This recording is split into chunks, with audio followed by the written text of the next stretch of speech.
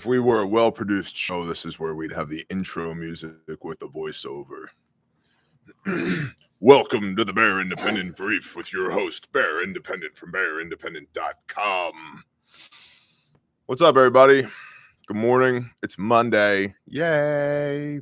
I don't know about y'all, but it is piss and rain where we're at, and we'll take it because it's been a dust bowl here for the last, 2 months.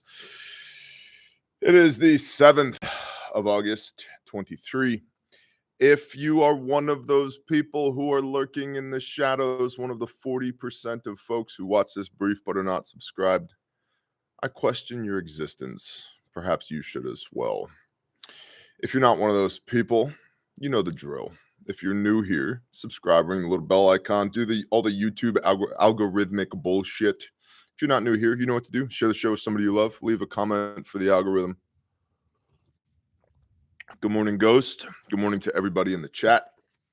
The show, as always, is brought to you by refugemedical.com, of which I'm the founder and CEO. So I guess you could say I'm the oldest shill that we.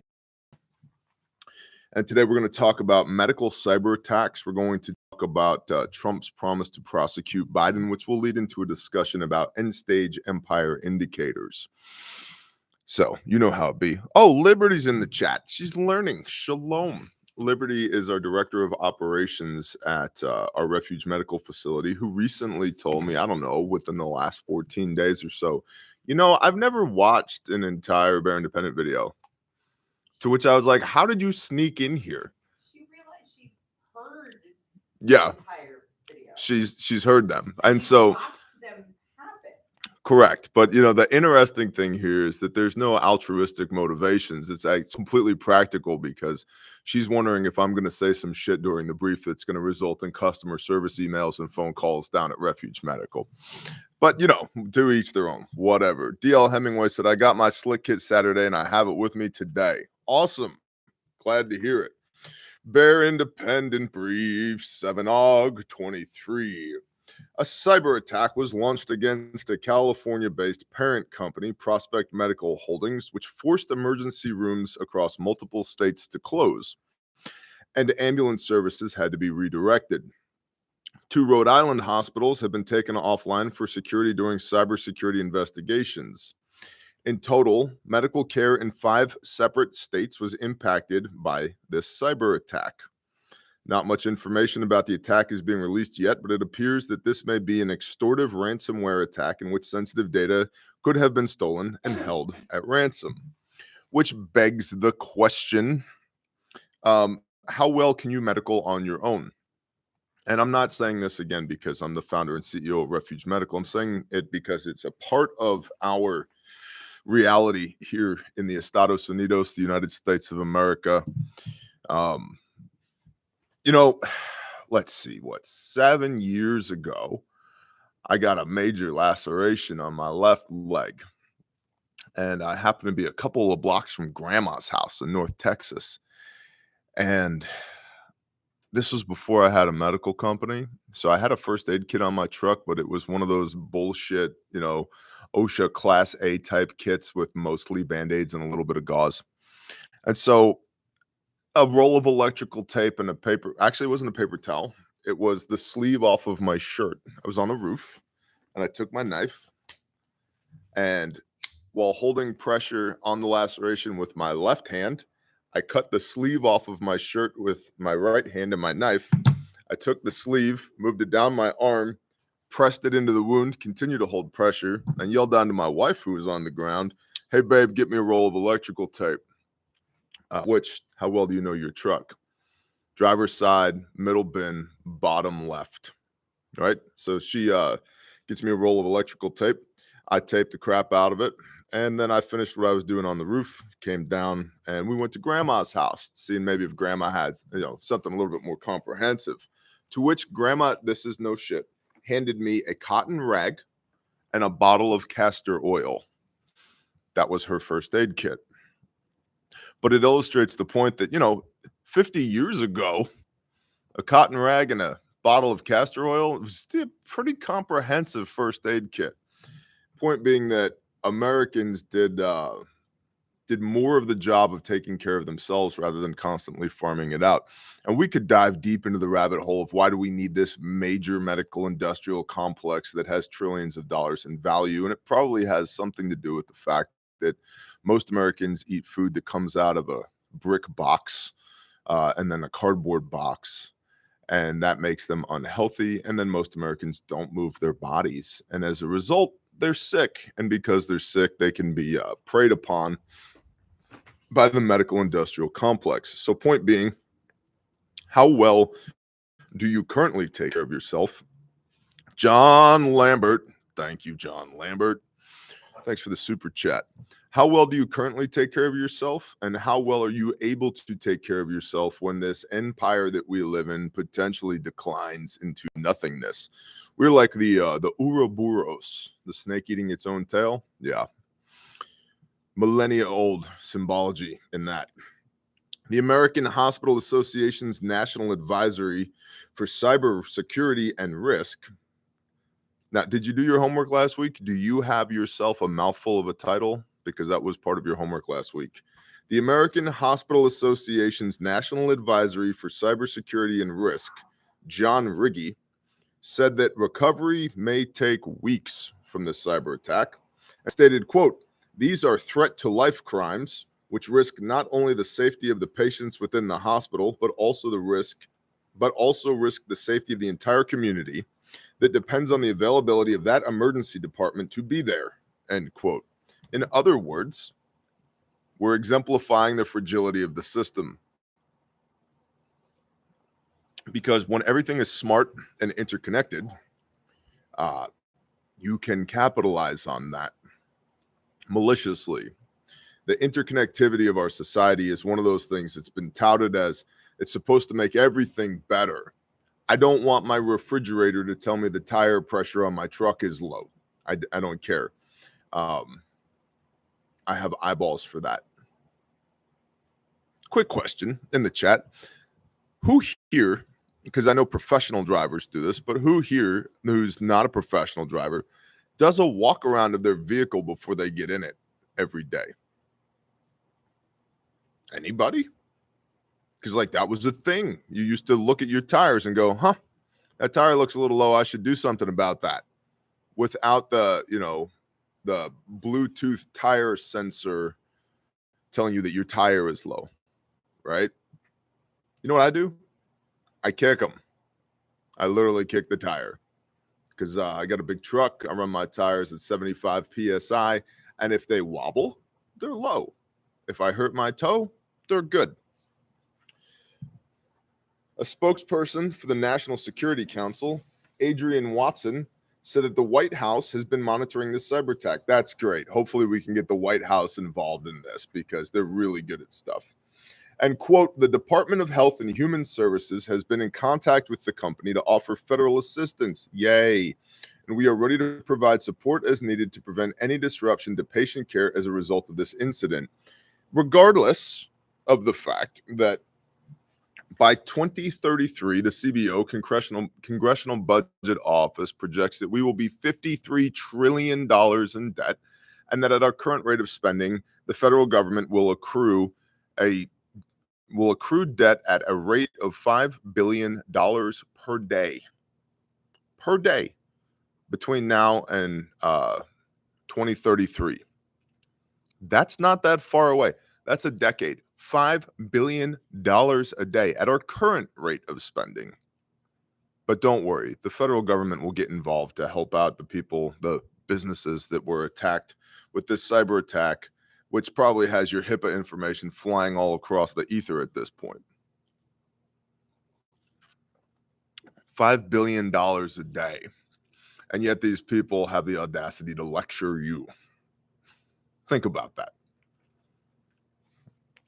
IBM's annual report on data breaches noted that the healthcare industry was a prime target for cyber attacks from March 22 through March 23. According to Checkpoint Research, healthcare organizations were the target of 1,420 attacks per week in 2022, which represents a 60% increase compared to the previous year. Back in 2021, a paper published by DHS Cybersecurity and Infrastructure Agency, CISA, noted the impact of cyber attacks on hospitals, saying, quote, beyond the obvious consequences of disruptions to diagnostic testing and treatment equipment, even minor reductions in efficiency caused by the cyber incidents compound to increase staff workload and degrade the system's ability to provide medical care. So, in other words, thank you, CISA, for the official proclamation. Cyber attacks equal bad, is what they're saying. The sensitive patient data and critical research data make healthcare providers an appealing target for money-hungry criminals. Of course, connected technologies are crucial for exchanging patient information between clinicians, but that creates a natural vulnerability in the healthcare landscape. The rise of IT departments in everything might be a little worrisome because nurses and doctors, while being very smart people, aren't necessarily, cybersecurity experts. And one could argue, nor should they have to be. But when everything's interconnected, somebody has to be the cybersecurity expert. Like when your little podunk middle of nowhere town has to have an IT staff, it's probably an indicator. Single stick hero does a walk around of his vehicle. That's good to know. Now, from RTRussiaToday.com, Russian propaganda. One of the things I wanted to talk about before letting you know that the kit of the week from Refuge Medical is the desk kit right here. This thing's $120. This is a vacuum sealed kit. It has, what's in this? A Cat Gen 7 tourniquet, a SWAT T tourniquet, an S-mark bandage, 2 compressed gauze, trauma shears, 2 pairs of gloves, survival blanket, flat duct tape, 2 pack of Halo chest seals, 5x9 gauze pads, 2, 1 roll of medical tape, and a 4-inch emergency trauma dressing. Desk kit.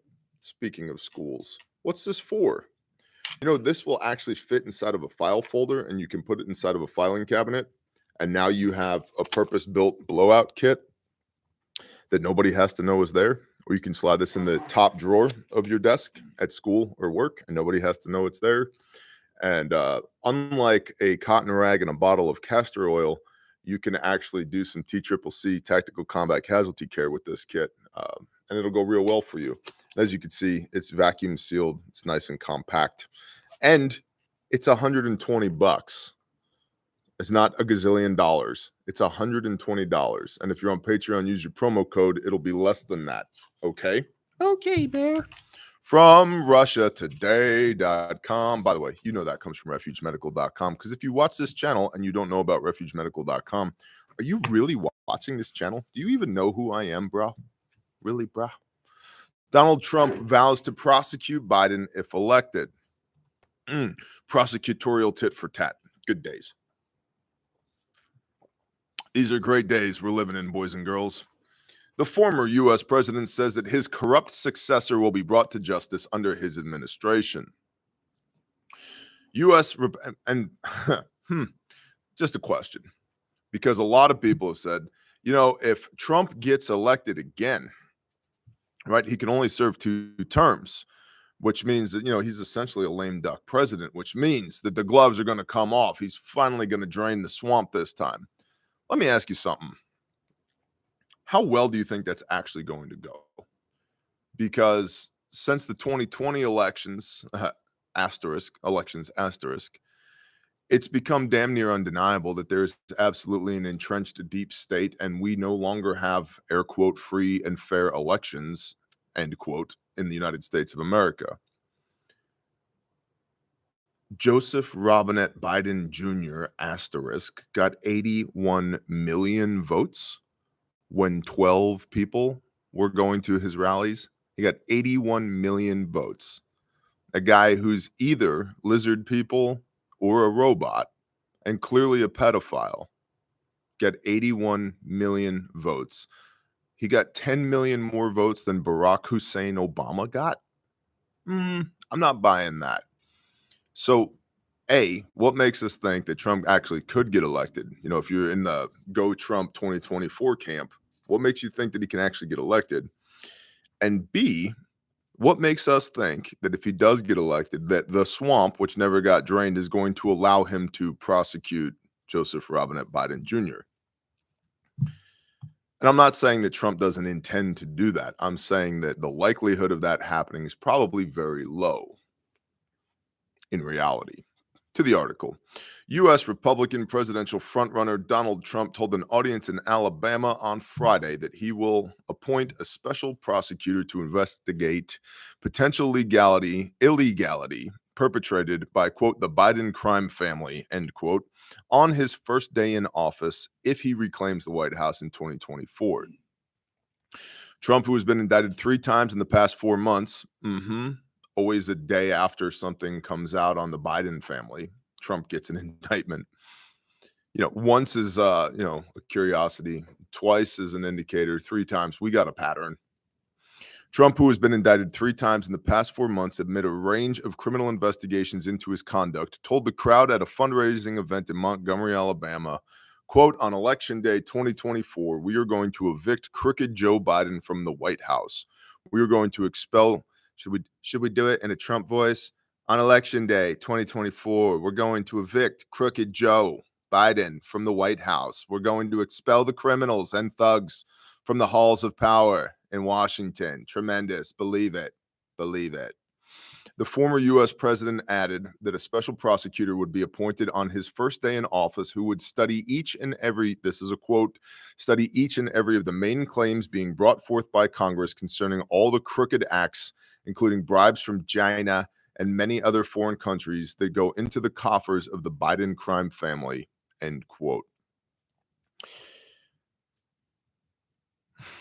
Commentary. Tommy Guptill, can I put my affiliate link here? LOL. Yeah, for what? For refuge? Go for it, Tommy. Do it.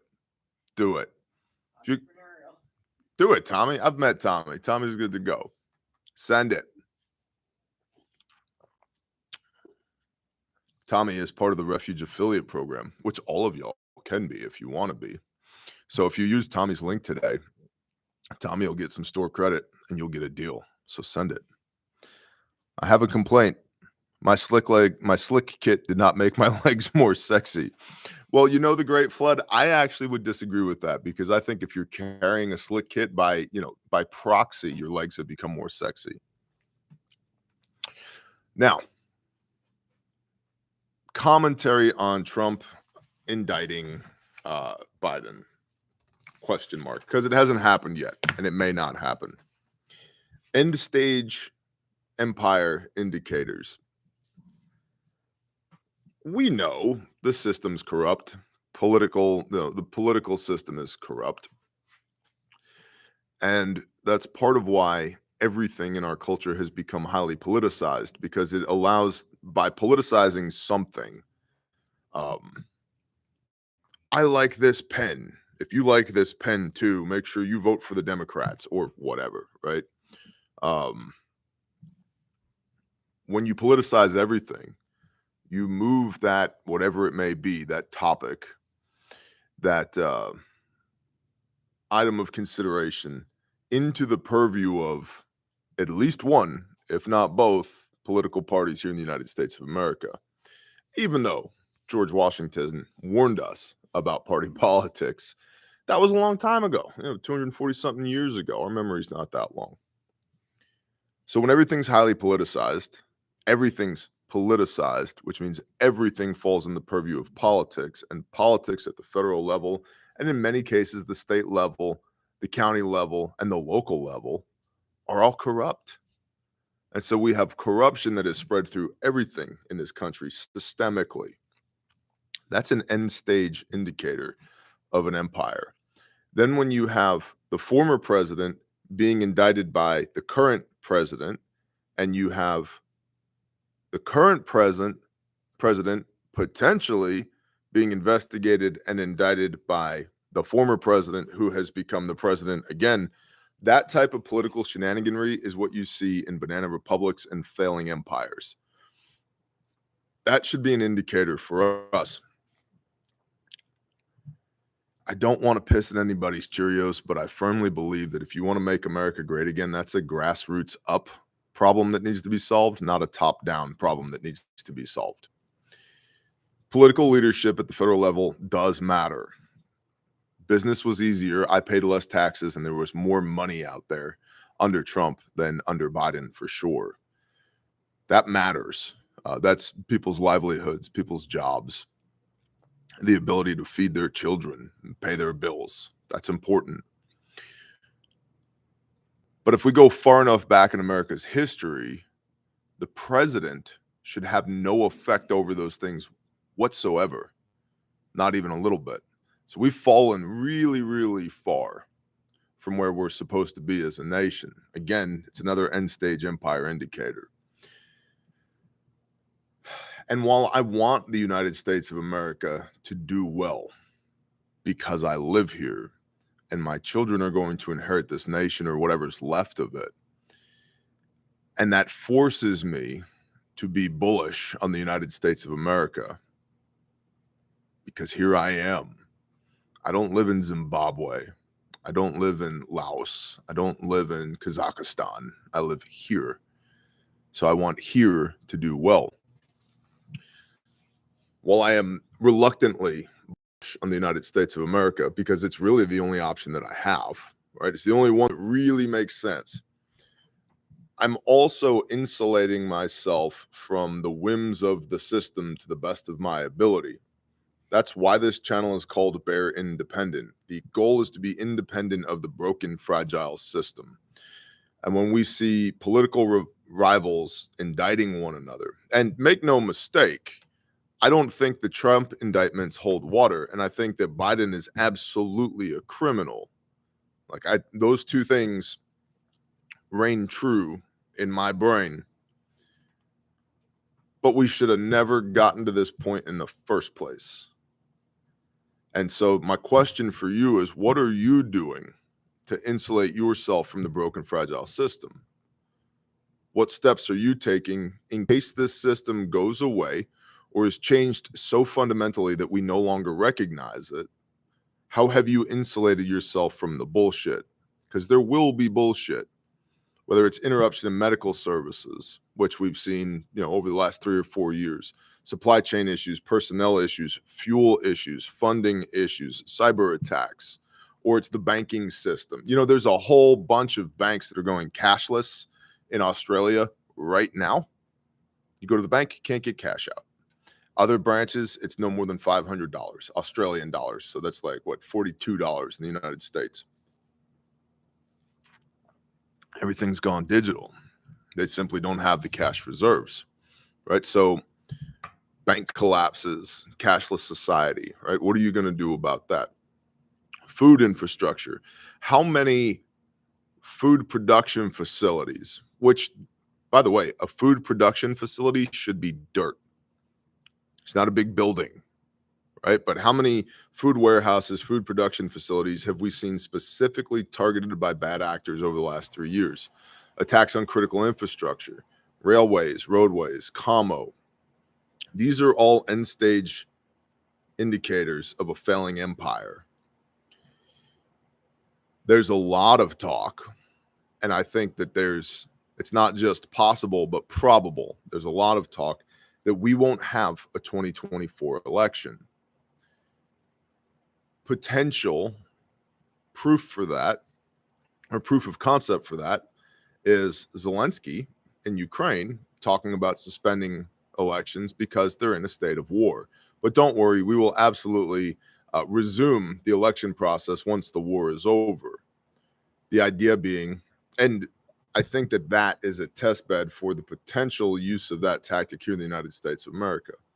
The idea being that, some type of conflict or major attack or issue will be manufactured here in the United States, just like they tried to do with the pandemic to keep people from voting, so that there isn't a 2024 election, or if there is, it's such a small turnout, such a small election that the numbers of voters are low enough that they can use their Dominion machines and their minions to deliver ballots and all of that to influence the direction of the election.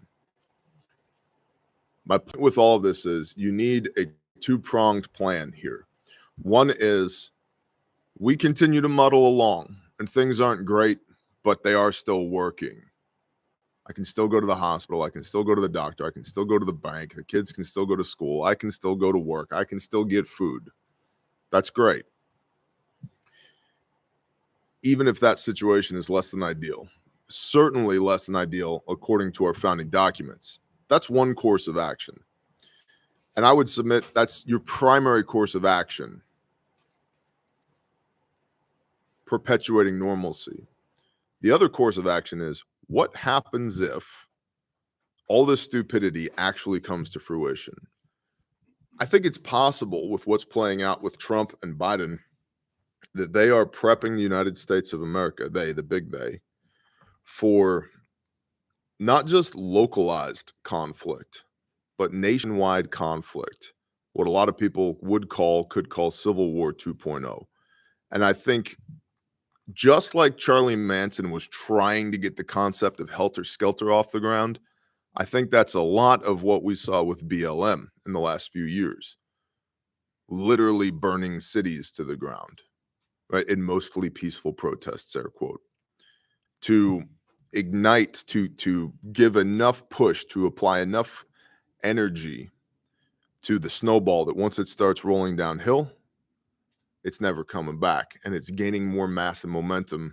The faster it rolls downhill, the bigger it gets, right? So they were trying to kick the snowball down the hill with that, and then exacerbate that by the pandemic to get people to behave badly, to be able to fundamentally change, according to Barack Hussein Obama, fundamentally change the United States of America. So my question to you is, what are you doing about that? Not what prepping channels you're watching, not what books you're reading, not what ideas you have. What are you actually doing about that? Because, and I'm not into doomer porn, I'm not into fear mongering, but the indicators are there that it could absolutely head in that direction. Things could legitimately get bad. To say nothing of geopolitics, of what's happening in Africa with Niger, what's happening in Southeast Asia and the South China Sea with China, what's happening in Europe with the war in Ukraine, what's happening on our southern border, right? What's happening economically. There's so many indicators that are stacking up that if one of them goes, it'll be a bad day. If one of them goes and starts a cascading effect across the spectrum of all these indicators, it's not a bad day anymore. We've gone from find a helmet to put the helmet on. So, challenge for you today, your homework for today is to actually, on your lunch break, take a piece of paper and audit what you're doing to prepare. Ask yourself, does it make sense? Do you need another AR-15? Or do you need more food, more medical, more medicine? Do you need to do an area study? What do you need to do? What gaps do you actually have? Instead of American consumerism, buy,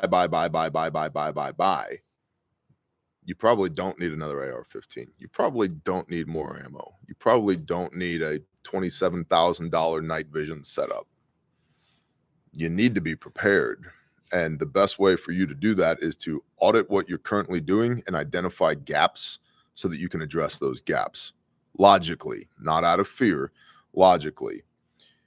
I view preparedness as insurance.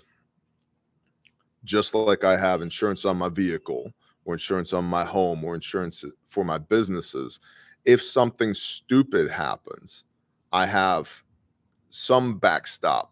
I have some bandwidth to deal with that problem. It's the same thing with preparedness for me. Working definition is to perpetuate normalcy for the people that I love. That's the goal. Perpetuate normalcy for the people that I love. So how do I mitigate the risks that would threaten the normalcy for the people that I love? Right? And then what are my courses of action? What am I going to do about it to mitigate that risk? That's your homework today. Sit down, figure that out.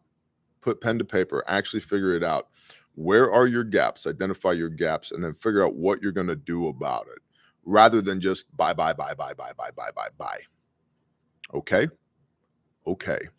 That's the brief for today. If you're one of those people that jumps off when it's time to discuss the value exchange, I politely invite you to beat feet, skedaddle, get out of here, have a blessed day. Shalom. For everybody else on this lovely Monday morning, we're going to talk about the value exchange. Patreon.com, $10 a month. Preparedness consultancy. You ask the questions, I give you the answers. There's a link in the description for everything that I'm about to discuss. There's an incredible amount of value that's taking place over on Patreon, not just with the information, but with the community as well. There are a lot of people who are trying to find their people who have found their people on Patreon. So consider coming over. If you absolutely hate it, you're at $10. We have very few people who quit. RefugeMedical.com. It's Monday. We're back to the grind. Everything we make at Refuge Medical is guaranteed forever. To the best of our ability, we make or source everything that we can in the United States of America. Not all of it is from here, but gosh dang, we are working our asses off to try and be able to source every single component here in the United States of America. And if we can't find the components that we need made here, we're investing in being able to manufacture them here so that we can bring them to market for y'all. Everything is HSA and FSA eligible in the store at refugemedical.com. And I told you before about the desk kit. I'm going to tell you again about the desk kit. This right here is the Refuge Medical desk kit. It's a vacuum sealed package. It'll fit in a file folder and hang in a file drawer, or you can put it in the drawer in your desk, or you can slide this in between the seats in your vehicle or your semi, or there's 1,000 different applications for this, but it has a whole bunch of stuff in here for working the March algorithm, which is massive bleeding, airway, respiratory, circulation, head injury, hypothermia, everything else. So again, for $120, you have a legitimate Gen 7 cat tourniquet, a SWAT T tourniquet, an S-mark bandage, which is like the SWAT T, 2 compressed gauze for wound packing, 7 1/4-inch trauma shears, real shears, not trash shears, 2 pairs of gloves, a survival blanket for hypothermia, flat duct tape, which is super useful for 1,000 different things, a 2-pack of Halo chest seals, which is your respiratory aspect for punctures in the pleural space, holes in the box, 2 5x9 gauze pads, a roll of medical tape, and a 4-inch flat emergency trauma bandage for $120. If you use your Patreon promo code, it's less than that. Andrew Harris, I heard rumors this morning 2 countries we don't need to name may have placed naval ships off the coast of Alaska. Figured I would share. Yeah, the question is, are they in international waters or are they in our sovereign waters? Because if they are in our sovereign waters, we have a problem. If they're in international waters, we have eyes on them either way. BT dubs. Getting back to the brokenness of the system just for a minute and the entrenched bureaucracy at the federal level. There were FBI agents for weeks prior to 9/11 that were sending emails saying that they had actionable intelligence that people from over there in the Middle East were going to fly planes into the building. And it's things like that that contribute to the lie hop, my hop, made it happen, let it happen. Yeah. But if you get 1,000 emails a day and you never see those emails because #bureaucracy, there you go. There were people who were warning 30 days before the attack at Pearl Harbor that the Japanese were going to attack at Pearl Harbor. And that was 70 years ago? So the system is too big at this point to be able to prevent all of those threats. And then there are absolutely bad actors inside of the system that it's in their best interest that those events actually take place. Which is why you need an actual preparedness plan and then you need to execute on it, not just sit around and talk about it. refugetraining.com. There are classes in Oklahoma that are live. If you'd like to come to Oklahoma and learn the fine art of how to not die, civilian tactical medical classes, visit refugetraining.com. The classes are, we've had some people say, well, they seem kind of expensive, Bear. We've not ever had anybody come to class who didn't feel like at a minimum they got their money's worth, and we've had hundreds of people tell us you should charge more for these classes. There's way more value here than even what I was expecting. So check it out, refugetraining.com. And last but certainly not least, calebhouse.org, which is our juvenile human trafficking restoration facility. If you're one of those people that's gotten pissed off about human trafficking due to perhaps recent movies that have been released, or the increasing in awareness around this problem because of recent movies that have been released, and you actually want to do something about it, Caleb with a K house.org, link in the description, because we actually do shit about it. We don't produce Hollywood movies to tell people about it. And grindstoneministries.com. There is swag at grindstoneministries.com. T-shirts, long sleeves, and hoodies for Caleb House. Our brother Rex's T-shirt, The Real Dope, and our brother Saw's T-shirt, Facts Not Feelings, proceeds of which go to help Caleb House, which is our juvenile human trafficking survivor restoration facility. Bunch of $50 awards for it's the place where we put kiddos back together again after they've been serially raped by assholes.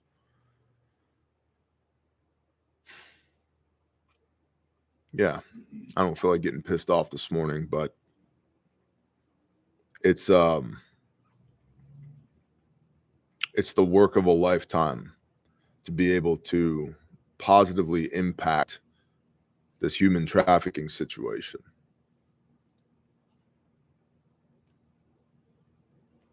And I get frustrated because there are lots of people out there talking about it.